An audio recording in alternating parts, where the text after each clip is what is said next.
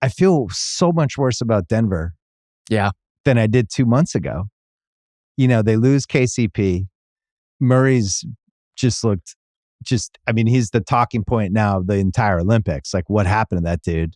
And you go back to his playoffs versus 2023 and the 31% 3-point shooting in the playoffs this last year. He's not getting to the line in the same way. No. And you were talking about the side-by-side of pulling up old Jason Tatum tape and comparing it to now.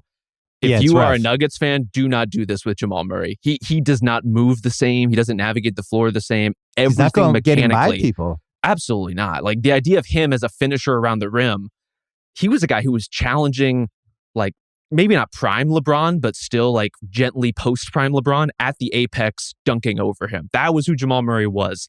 That seems unfathomable right now.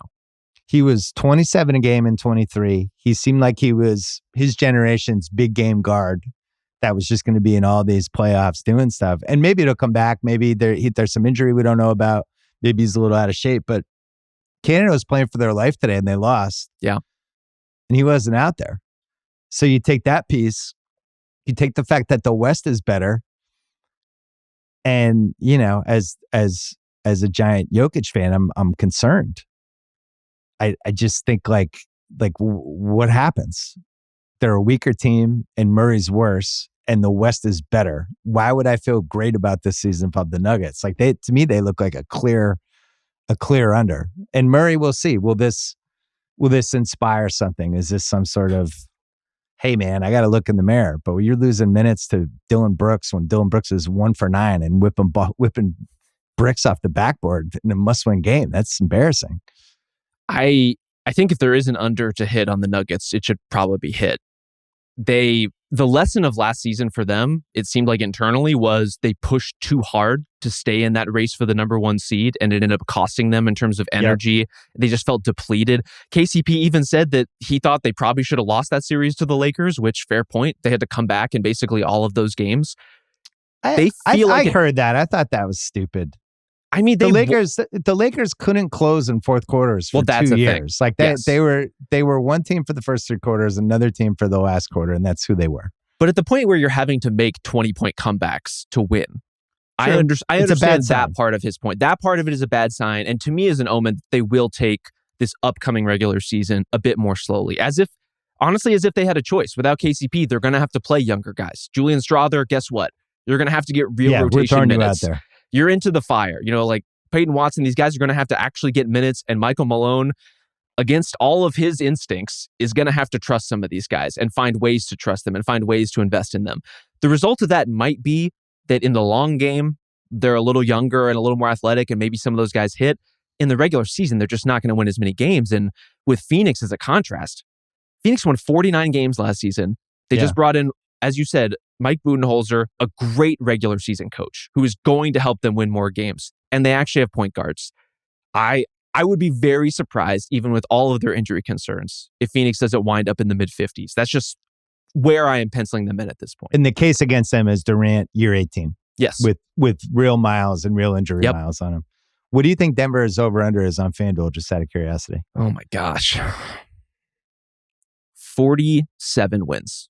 Yeah. So I thought it was going to be like 48, 49. Right now it's 51.5. 51.5? Yeah. That's just, to me, that is absolute, absolute oversight. In a conference that's like 13 deep? Yeah.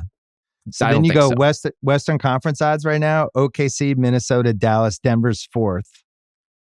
OKC is the leader at 3-1. Yeah. Phoenix is 5th. The Lakers at 18-1 are 6th. I'll book all the Lakers action if anyone wants to make Lakers conference bets.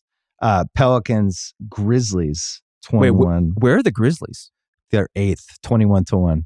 Give me that over. Yeah. The Grizzlies are going to win more games than the Nuggets. I'm with you. I thought about this.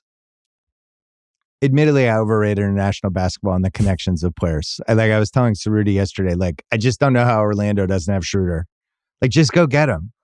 He plays with the Wagners. Go get him and Bonga. Just become 4 the Germans. German national team. Yeah, just get 4 Germans. They all play great together. I never understood why teams didn't do this with Spain in the late 2000s, early 2010s. Schroeder's great with those guys. Orlando doesn't really have a point guard. But I was thinking the same thing with Denver because the out for Denver is a Michael Porter trade. So I know it's summer vacation, but Picasso is he's still painting the trade machine every once in a while. But I was thinking like Porter, 3 years left, pretty sizable, like he's in the high 30s, heading in the 40s. Bogdanovich on Atlanta, who Jokic plays really well with, who can do a little like discount Murray with Jokic moving off the picks. And he didn't have a great game today, but he knows how to do it. Bogdanovich and DeAndre Hunter for Porter. Oof. Who says no?